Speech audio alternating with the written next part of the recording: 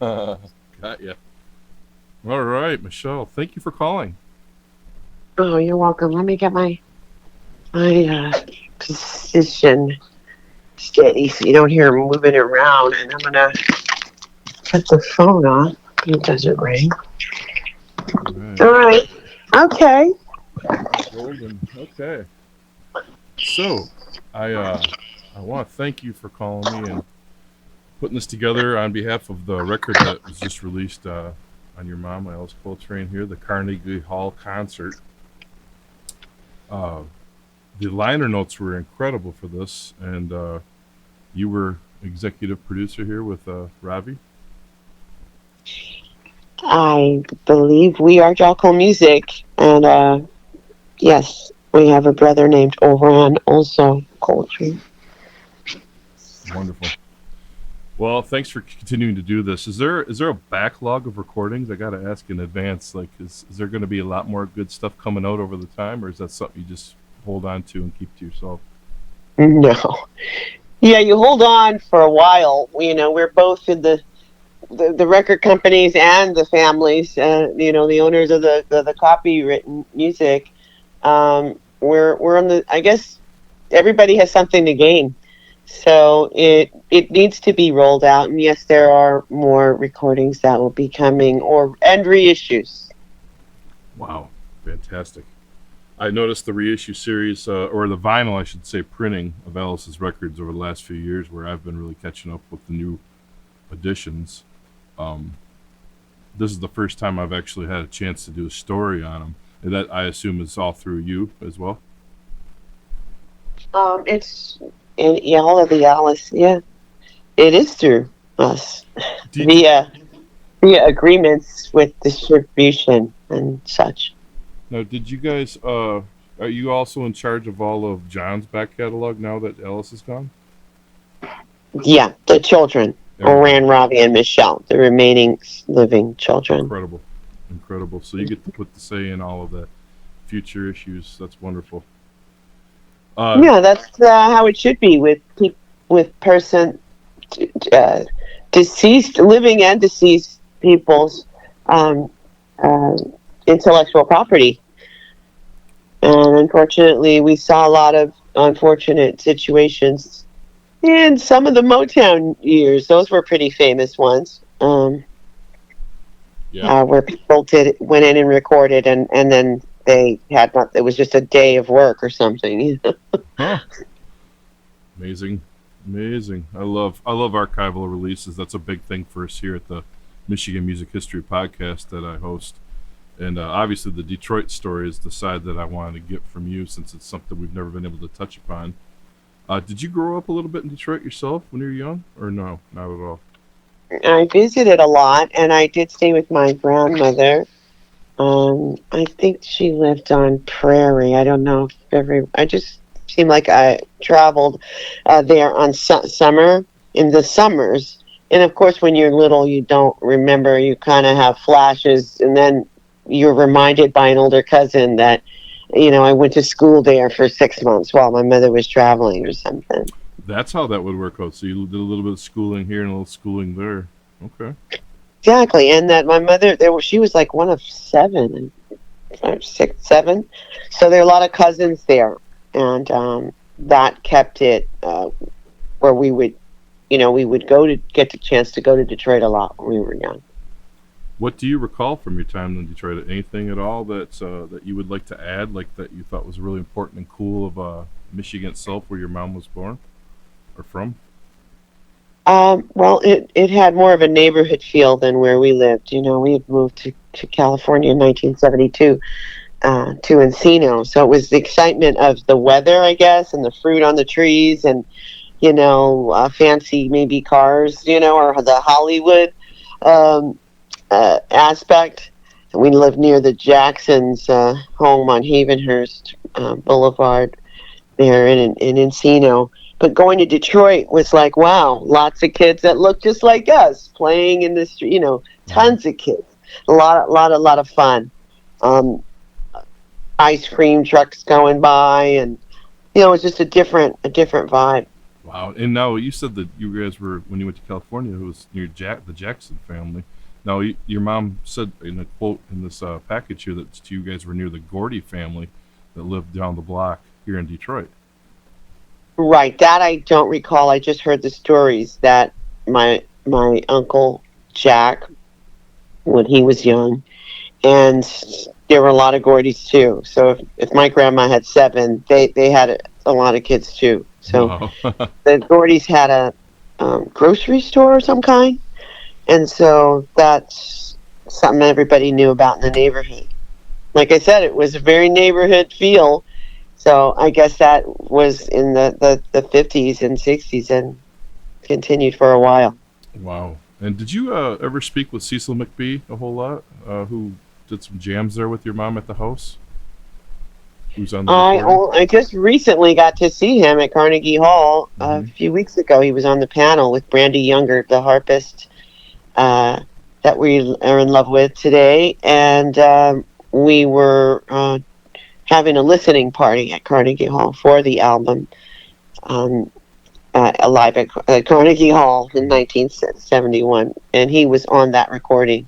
So he was, he lives on the East Coast, and I may have seen him in passing at different music events. Okay. It sounds like he had a pretty good feel for Detroit and that whole vibe, seeing that he did a lot with your mom as well as Pharoah Sanders through that time period. I thought that was pretty interesting. I think Pharoah was from Arkansas originally. Oh. Yeah. Okay. But Dorothy Ashby, another harpist, she's Detroit background. Dorothy do you know Ashby. her? No, I don't. I'm not She familiar. actually.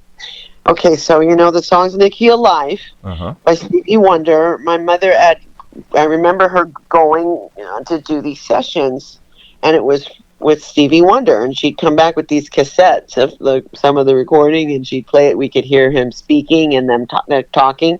Oh, you play so lovely. Oh, so do you. But my mother had been called to play on the song "If It's Magic," and in the end, Dorothy Ashby ended up being the one they released. I think my mother had a pressing schedule or something, and it might have just taken a while. So yeah. Wow. That's She's fantastic. African American as well. Wow. Interesting. I never knew that story. Did I know your mom's also on a was a Laura Nyro record too? She did a few sessions, I'm sure, with the harp. Yeah, we used to see her. Laura Nyro is the writer of Surrey, Surrey down to the Stone Soul Picnic. Yeah. And some other really cool hits. And I remember meeting her. They were students of the Guru Swami Satchidananda. And the concert also featured Laura Nyro and Felix Cavaliere from the Young Rascals. Right. I'm trying to think of that song. It doesn't. Okay, I'll get that one popped in my mind because everybody knows some of their music, classic rock, and the concert was also a fundraiser for the Integral Yoga Society that is in Manhattan today. So they were in part doing the concert to raise money for. I read that. And it's still going to the day. That's incredible. And it's still there today. And actually, maybe about 5 years ago, they called us and said they wanted to have a little ceremony and dedicate a plaque that they have on the wall for in honor of my mother's contributions and donation. Incredible. Now she also did, just I think prior to this record, the Journey to Satchidananda record. Do you remember spending time or seeing him a lot, or was he? Oh yeah. We got to go to these spiritual retreats. On the east, he came to our home also here in Woodland Hills and rode one of our horses. This was horse country over here where we are really, really west, not West LA, but when you get in northwest of California, there are a lot of ranches when we came out here, it was very popular that the boys would be on BMX bikes and the girls would have ponies or horses or whatever. So the backyard of my mother's property had when we were children, had a stable, like a 3-horse stable. And so when Satchidananda came, he rode the horses around, and that was like incredible to see this guy with the long beard and then the traditional Indian clothing on, riding a palomino around the yard. But in Connecticut, we would go to the retreats where a lot of these, even what's the painter, Peter Max, was the person that brought Satchidananda to the United States and kind of introduced him, and a lot of people that were doing transcendental meditation, and this is my recollection of it, they started being followers of Satchidananda. So when they'd host a retreat somewhere in Connecticut, which I can't remember the town, there would be speakers, my mom would play, and we would have the tastiest apple juice you ever had, ever, because it was freshly squeezed, and the bread tasted like bread. And that's something that I can even remember all those years ago, of how the honey, the natural taste of the food, was like our first real experience of, oh my goodness, getting it. Like, not my mother was getting into that as well. She stopped eating meat, and then we had a vegetarian home, which was kind of rare at the time. Yeah. And then she would buy a lot of organic things that were a lot harder to access at the time. Wow, incredible. That's something that not a lot of people get to experience, much less hear about nowadays. It's like a folklore kind of thing almost, and it's Sure. amazing that you your memories of living through it. And he was, I assume he was a super loving man to everybody. I just adore that whole thing. It's like you don't see that anymore around here. No, he was like a grandpa, like just the appropriateness of it. We would all like jump on, whatever, sit on his lap, or can we touch your beard? And he'd say, yeah, like very natural. And we're like, a spider just crawled on you, and he goes, he's just using me as a bridge. And it was very very intense, good memories, really good. Did not that I know it's a big thing nowadays, everybody's got a camera on them, but did you guys happen to do a lot of photography back then with him, outside of what's involved with the record here, or family ones maybe that you've got personally? In hindsight, I should have been a photographer, because I could have got a lot more. A lot of stuff. We had that's the Polaroid. One thing. Everybody says, I wish I took pictures back then, but it Yes, wasn't a of thing. course. It's one of those. It wasn't. Yeah. It wasn't. That's why people didn't. Everybody's not in a good pose. Now everybody, even little kids, when you do the camera, they've got their pose and their cheese. It's all perfect, We had Polaroid camera. You remember there was a smell of this bulb that would pop off when it would. Yeah. That's how you get the flash, and those pictures disintegrate. So we do have maybe somewhere a picture of us with him. There's a picture that was saved of all of us sitting on the ground at that retreat, that I may have posted before I knew that it was going to be somebody else's picture. Posting, in the beginning of Facebook, and Polaroids of Carlos Santana coming to our home here in California. Oh my Lord! As well. Yeah. What a spiritual growing period for you. I mean, and your brothers and sisters, obviously, but to see this and be around it. And as the 70s progressed, and you grew, what did you take out of it for yourself, other than the love I'm sure you took out of it? There was a lot of use your conscience, before we could spell the word. About behavior, and we were raised to just be aware of other people's culture. I'm realizing how important that is now. Yeah. A man with a turban, or a Sikh, or matter of fact, a person in a wheelchair, or a person that's maybe whatever people consider overweight or too skinny. That the judgment of that. We were taught that to not see that was on, put it on pause very quickly. You know, when a group of children were laughing at something, and my mother would always point out that about how the other person feels. You know, and I was like, God, she gets you every time. You know. Yeah. Yeah. Amazing. To be on point at a young age, though, I mean, there's so many kids don't get that opportunity, and they just see differences and they call it out rather than think about it first and know that everybody has a different feeling. It's fantastic. So your mom's journey with him lasted just shortly after this Carnegie Hall show. Not shortly, but a little longer afterwards. But she kind of went and did her own thing after a while. Tell me a little bit about your mom's own journey. Well, there was a period where she went through, you know, as becoming a widow at 29 and having 4 children under the age of 7. Mm-hmm. She went through a deep spiritual transformation. At that was, you know, could be expected of anybody. If she like, you know, checked out, people would have said, "Oh, that poor dear," you know. It would have been expected, but she went another route and really found a deeper meaning and a higher meaning of life, the human experience, and higher authority, and that also was interjected into her music, in her creative search, in her journey.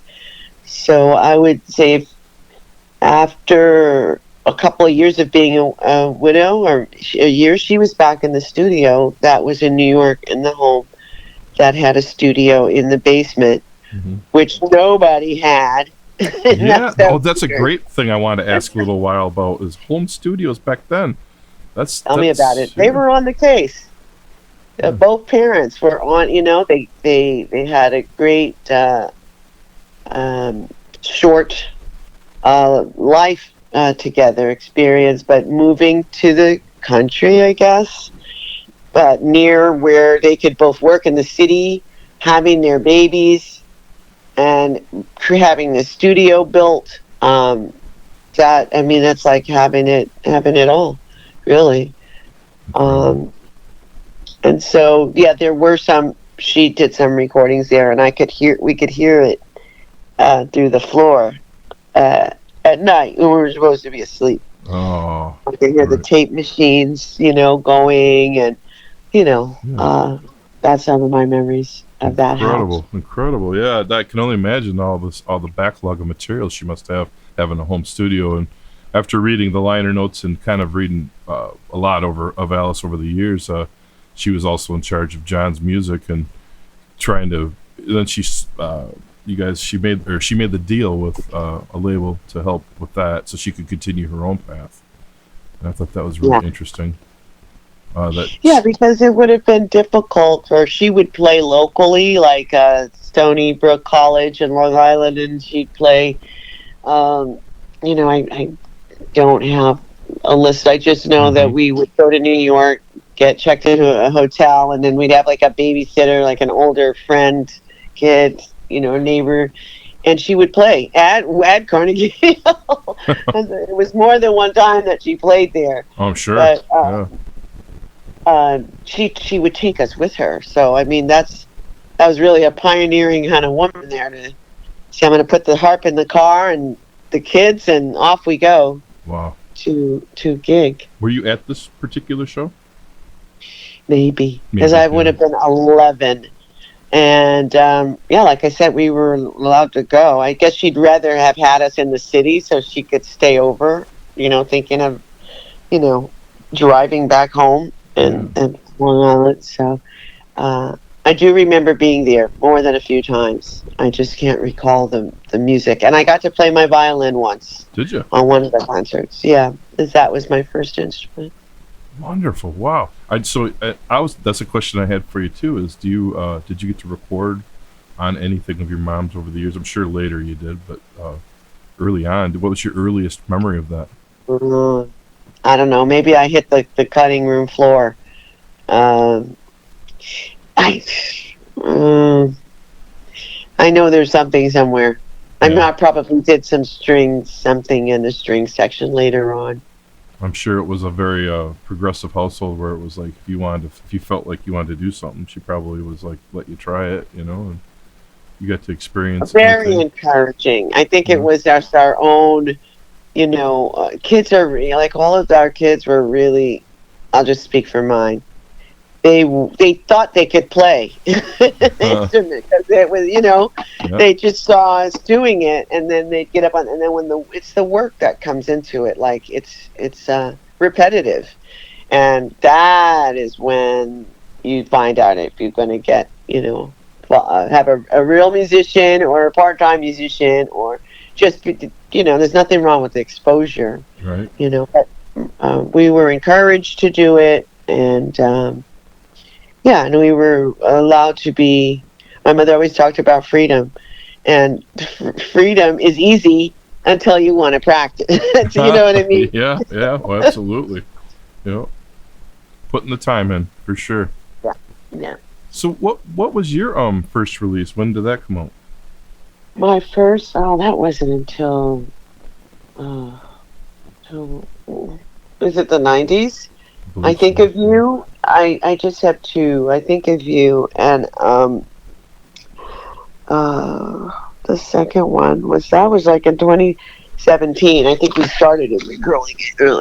recording it earlier. I took a pause for my parenting time and my marriage, and full time parent. Like, let me fix everything Hmm. in these kids, and we know that doesn't always work out. You're gonna do this, and you could be Oprah, and it's like they're their own people, and I don't regret it. It was like that was Yeah.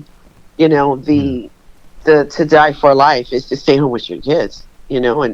go to every game and all of that. So that's coming out of it. Why it ended up being 2017, because once everybody was old enough Yeah. to be trusted to be at home Yeah. alone, in and out, I finally had to think of something I could do, and I had you know, uh, an affinity for something. I had a goal, I wanted to. I could get back on the tracks and try to do some music. What was I going to do for the next 30 years? If you know what I mean, at the Right. time. Right. Like now they're grown. That's it. And my mother was gone. It was like that was my whole life. So Hmm. yeah, I got back in there and went to go get a whooping out there on the stage, on the bandstand. The grind, dragging all the stuff and Yeah. microphone. You don't start.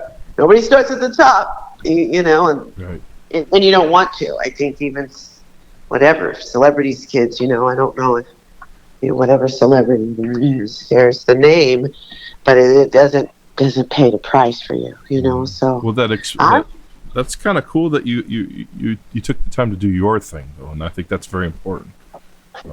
Maybe you were set up well enough to do that without having to worry about anything. Whereas you're like, I know I want to raise my children, and that's how it is. That's it's a luxury. yeah. It was, yeah, definitely was. And then going back to the music, it's not as, I would love to make a living at it, but that takes a lot. You have to. My contemporaries, they when I got out, took time off. Those people are still in it. They've been in the game, all the time. So Yeah. it takes time to build that reputation and whatnot, and get better, be a better musician, and better everything. I remember So, when your brother Ravi started, and he was getting a lot of press for finally jumping in. I think that was in the '90s too. And yeah, and it's like he's great, and it figures. We used to say that he sucks, and it figures. So it's kind of like a lot of things, and when there's a strong resemblance to mhm. someone that people, you know, Yeah. loved and honored, it's a lot to kind of get through, and you want to be happy at doing it, but there's always having to pay a homage to where you came from, and that tends to be the course of conversation well, what was this like?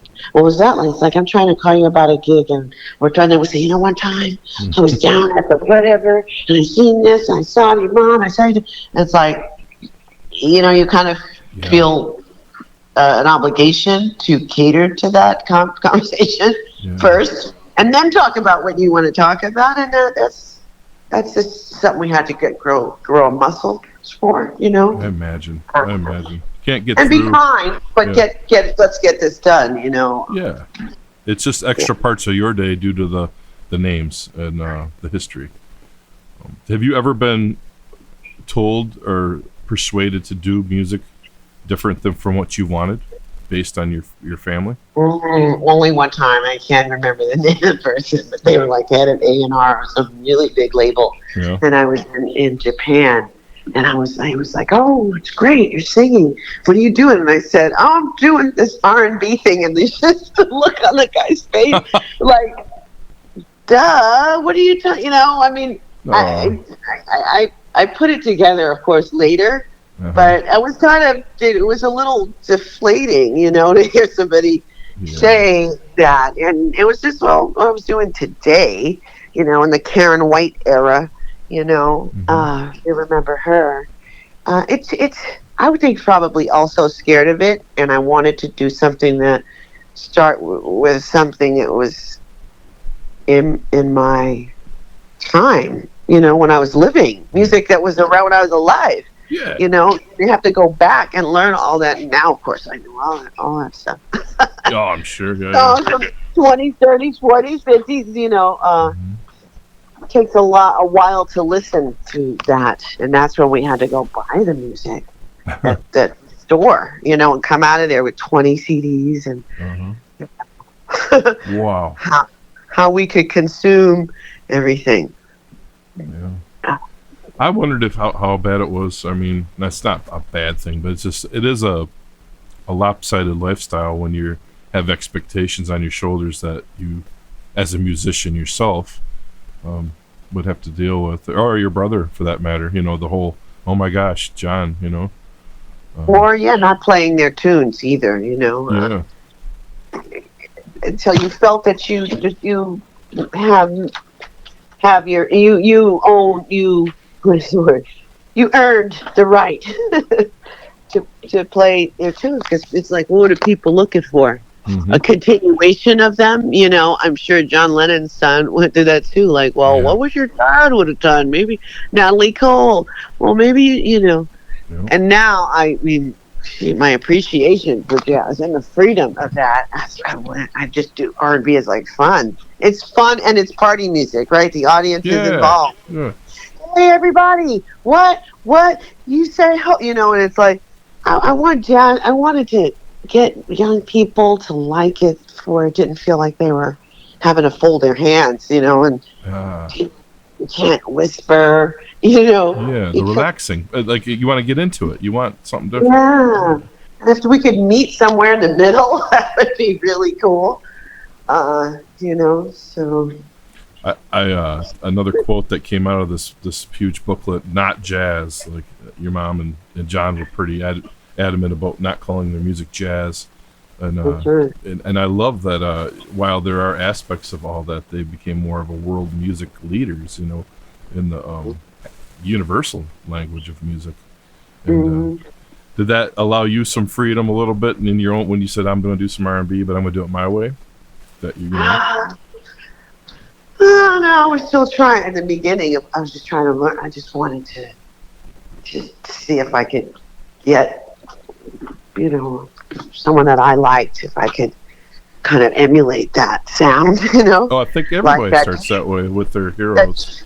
The church background, that crying sound and everything, and then I grew up in the suburbs, and I went to predominantly Caucasian schools, and it's like, oh, you talk so proper. Yeah, that's not even a proper sentence. You speak this way, but I'm trying to feel like what the kids would be saying. Now you gotta, like, I had to take on it's like a country singer doing a twang, and they don't talk like that. Like, right. Yeah. You kind of figure, well, I could emulate it, but should I do that, right? So having your own voice and sticking it, planting it to like, this is what it is. You know, my mom used to say, I don't care. This is what I do. It doesn't matter what other, not in a bad way. This is just what I do. And you have to be courageous and you know, brave and sure of yourself to walk that, because you could be walking by yourself for a long time. Oh, yeah. You know? Yeah. Oh, look at this show for a great example is a benefit show. And here it is released all these years later.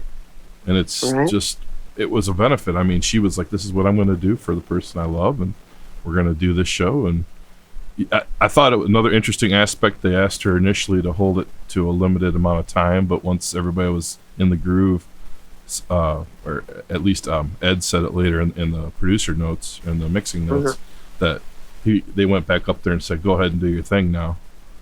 Stretch. Yeah. That's all you have to say to some jazz musician or anybody, whatever. I'm just going to use that word.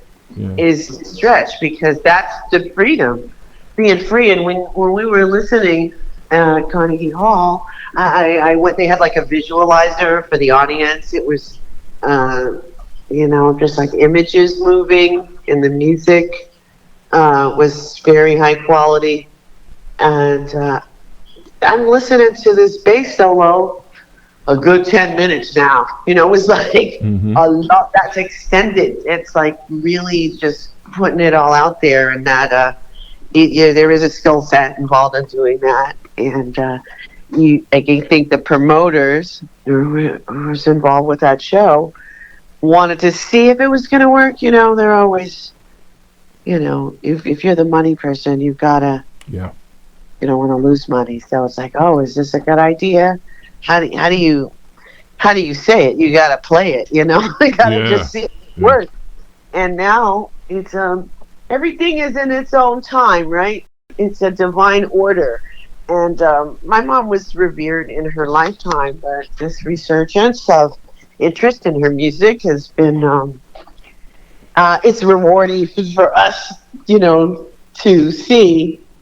All after this time, because we grew up with the name Coltrane in the family a long time. I don't think not many people at my school, maybe the orchestra teacher or something, kind of knew who the background of the music back then in 72 or 3, you know, unless they were real music fans. I could always be, well, my grandpa, he has one of those records or something, but now I'm meeting kids that are church, you know, college age kids. You know, and of all different backgrounds. Wow, so that's pretty intense. I think my mom would chuckle. Yeah. Do you still have that? Are you guys still living or own that place that has the studio in it? The studio is in Long Island, New York. We moved, in 72. The house had been owned by two other people. Two other families through the years when we moved to California, and that home is now called it's John and Alice Coltrane, but it's thecoltranehome.org. You can look up the pictures that are in the home, and we are a 501(c), and we're going to restore the home. The African American Preservation Trust, I probably got that wrong, helped us get things together to create a board and how to work to get the house restored. So it has been deemed an historical landmark. It was like on the list of one of the most endangered African American homes that needed to be saved. And so that is part of what I do now on a regular basis. Is the house, we want to restore it and rebuild the studio to have artists in residency or possibly A-listers come in just to bring notoriety to this studio to record. But right now it's in a rehab kind of stage. Okay. So and I also want to say that this year we're going to call it the year we've deemed it the Year of Alice, and when we had our press release at Birdland, we talked about the many things that we would be doing throughout the year, like the restoration of her harp, that will go on tour with a young harpist I mentioned earlier, Brandy Oh, Younger. wow. And we'll have educational programming with Mala Waldron at Shapeshifter in Brooklyn. The Hammer Museum, this is a big one, here in UCLA, is going to curate the spiritual side of Alice, and it's going to drop in 2025. Whoa. And it'll be open for 3 months. So we're working with her daily. Oh, and the Detroit Jazz Festival. Yeah. I better tell you about that, right? Not Over yet. Labor Day weekend, will feature my brother with strings in a tributary performance celebrating the Year of Alice. Oh, I got to make it back. I was there last year. I thought that was wonderful. You better get over there. Yeah. I'll be there. Oh, you come too? Cool. I'm going to hit you up. Yeah. Unbelievable. What a cool year. The Year of Alice. So now I've been, my feeds for my Facebook and Instagram, all that, have a lot of the Alice promo for this record. I just noticed today, or yesterday actually, there was some live footage put in one of them. What was that live footage from? I didn't get a chance to listen to it yet. On Facebook today? I'm not sure. 2 bass players too, just like this record. I'm like, wow. Well, maybe that was that. It was live footage with 2 bass players. Yeah.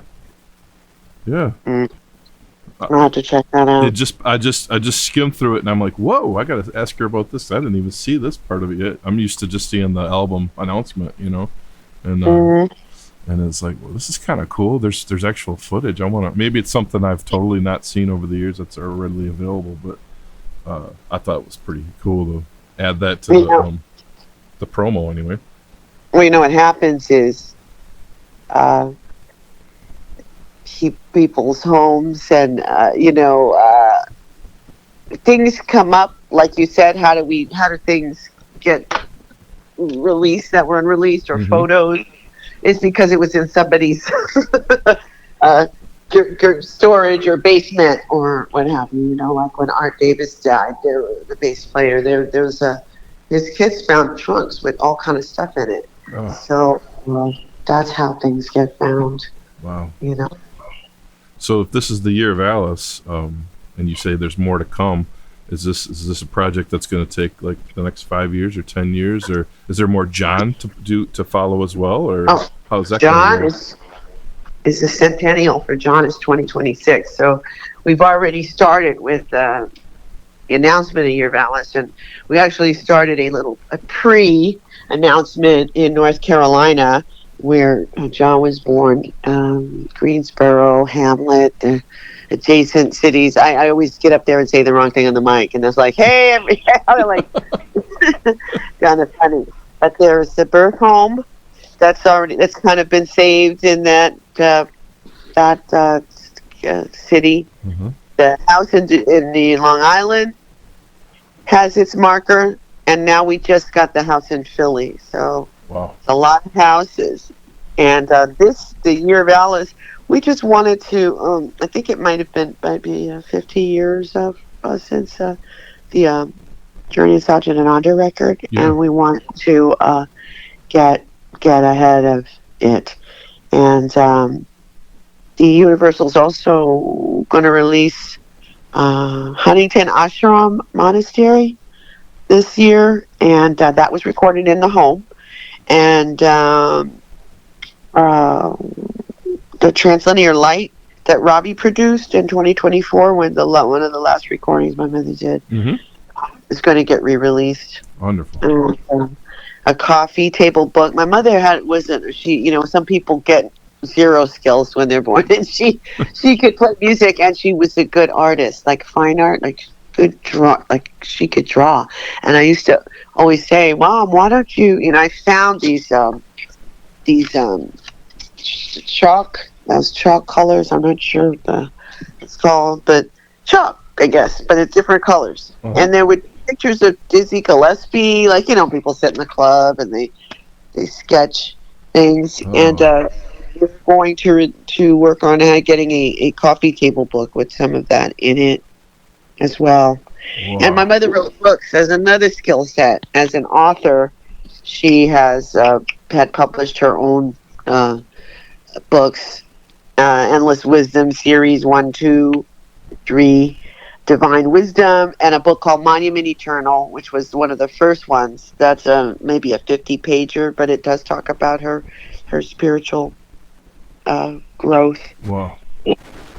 So we're going to re-release that. So that's what we want to do. Wonderful. As a family, along with you, of course, Universal and what they're going to do. And then we got 100 years of John coming, so yeah, I guess we'll be busy doing some wonderful things. Wow. Now, so you just, prior to all the announcements there, you were talking about the homes for John and the places. Do you know if the Detroit home for your mom is still around? I'm going to have to ask my cousins, because before we talked a week ago, I called them to ask what was this neighborhood called, and what were these, just the different streets. Like some of them are there and some are paved over by freeways. Yeah. Monte Vista was where my aunt lived. My aunt Marilyn McLeod, who wrote "Same Old Love." That's a big banger for Detroit with Anita Baker. Yeah. She wrote for Motown, and she just told all the stories of people going there working as secretaries, a stenographer, I think they called them. And then when Motown moved, they moved, but they would allow people to submit songs. So that was something very cool, I guess, about Barry Gordy and Motown. Like, if it's a hit, it's a hit. Yeah, The rigmarole you have to go through to be a writer. It's like, hey, I'm working at the desk over here, but here's a great song. And my mom's the youngest sister. I told you they're all from Detroit. Mm-hmm. She pursued that, and she had a hit with "Love Hangover." It was a Diane hit, 1970s. Yeah, was #1 with a bullet. The Billboard. She was nominated for Song of the Year and was beat out by Boss Skaggs. Wow! But yeah, another Detroit musician. Yeah, we the podcasters, my crew, the four of us took off to Detroit in December for a little trip to visit some places like all the early like the Birdland and places that are no longer around, and some of them are just covered by highways now, and you only can see spots, But I was wondering, your mom's home or the address I've never seen pop up on any of our radar, and I wondered if that was still there, because these front room or basement jams or these things that I keep reading about now, especially in the liner notes here, I'm like, every Sunday night it just sounded like the place to be. Yeah, and I also tried to get this straight about Cass Tech and Northwestern. The cousins were like, well, she went to Cass Tech, but it was too far, and you had to take a 2-hour bus and then another bus and then walk, and that's why she switched to this other school called Northwestern. Okay. And that's also where Dorothy Ashby, the other lady I had referred to earlier, who was a harpist, went to Northeastern. I'm sorry, not Northwestern, Northeastern. I'm kind of scrolling through here. Northfield was located on the west side of Detroit. Farnsworth was located in the East Detroit. Black Bottom was a predominantly black neighborhood in Detroit from the 1930s to the 1950s. So I guess that's where my family lived. And my grandma, I couldn't get the address. But the childhood home of my mother was on Farnsworth, teenage years, Northfield. They had like this, it was red. I know it was red and white, and it's like a duplex, I guess. So they, another sister, so my grandmother's sister, great aunt, and her husband lived downstairs or upstairs, and I do remember staying there because I could smell that coffee brewing when I was sleeping, and like bacon. And it has, it's a very strong, distinct smell. Yeah. We didn't get bacon at Alice's house, but when we go to Detroit, she didn't care if we ate it. She just didn't want it. She wasn't going to serve it. Yeah. And so and cigarettes. That's what I would smell. Oh boy, yeah. It was time to get up. Yeah. Incredible. Yeah. That seems like the whole. That's like a lot of the old Detroit, well, any scene from through the 70s even. That whole bacon, coffee, and cigarettes. That's a Right. That's a classic blend there, especially in Michigan. Classic blend. Classic blend. Yeah, and my mother also, about her as a person, she had said that she wanted to live in her spirituality, she wanted it to be her lifestyle. So just going to church on Sunday, and then I'm not talking about my folks. I love my people, but after church, it'd be a barbecue, cards, drinking, the music, it was fun. Looked like fun to me. I couldn't wait till Oh I yeah. grew up. But she kind of had an early, kind of an awakening to I want to. She aspired to a different lifestyle. So Yeah. we didn't get any ribs or bacon or Right. Smoked pork or anything. no cigarettes. No pork. Oh man. Wow, Michelle. Well, thank you so much for all this history. Every little tidbit here has been an amazing to hear about in real time and all your memories. I'm thankful that you're spending the whole year on this. Alice is a big piece of Michigan music history, and the fact that you and your brothers and you guys are going out and doing your thing and celebrating the life of the family, as well as your own wonderful music, which people need to enjoy and check that out as well. This is a name that goes in many directions. So thank you for your time. Thank you, and I look forward to seeing you in Detroit Labor Day weekend. Jazz Fest is like the thing. So it's like like where boats, you can see boats going by like in yeah, water. in certain areas, yeah. Oh, okay. It's all around downtown though, so there's so different stages. So it's kind of a cool thing. Actually, different days. Yeah. Are you going to have your own set too this year? No, not this year. Okay. They're very excited to have Ravi with Alice and strings. My mother loves strings. So, I look forward to seeing what he's going to put together. Maybe I'll try to run up there. I'm going to do something else, like a panel. I'm going to be working the sidelines there. But there'll be another time. Well, thank you for all you've done, and thank you for what's to come. Thank you so much, Michelle. All right. Bye-bye. Bye-bye. Bye, Scott.